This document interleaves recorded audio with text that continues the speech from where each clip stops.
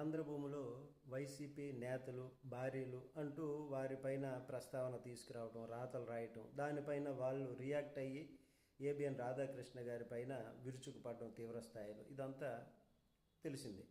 అయితే ఇప్పుడు ఉన్న పలంగా ఒక్కసారి శనివారం నాటికి సైలెంట్ అయిపోయారు వైసీపీ వాళ్ళు అనేటటువంటిది ఒక అస్త్రం, బ్రహ్మాస్త్రం లాంటిది ఏబిఎన్ రాధాకృష్ణ చేతిలో ఉంది, జగన్మోహన్ రెడ్డి గారి పైన సిద్ధం చేశారు అనేటటువంటిది.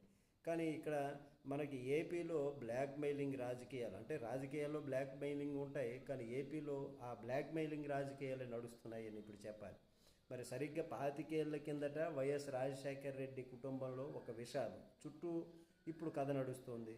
కానీ అది తనకు తెలుసని రాధాకృష్ణ గారు చెప్పటం, రావడం అవి విశేషం. ఎందుకంటే వైఎస్ కుటుంబంలో జరిగినటువంటి పరిణామాలన్నింటినీ కూడా గతంలో ఆయన బయట పెట్టారు. అచ్చం అదే మాదిరిగా జరిగింది ఆ కుటుంబంలో ఇప్పుడు కూడా ఒక గుట్టు తెలుసు అన్నటువంటి దానిపైన. అయితే జగన్మోహన్ రెడ్డి విషయంలో చాలా రకాల కథనాలు, మరి ఒకవేళ జగన్మోహన్ రెడ్డి గారు ఏమైనా అందులో ఇన్వాల్వ్ అయ్యి ఉన్నారా, ఇట్లాంటి కథనాలు, అల్లికలు ఇవన్నీ వస్తాయి.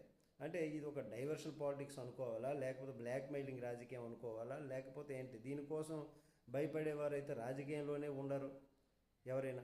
ఆ జగన్మోహన్ రెడ్డి గారు కావచ్చు, అట్లాంటి స్థానంలో ఉన్నటువంటి వారు ఎవరైనా కానీ. మీరైతే ఏమంటారు?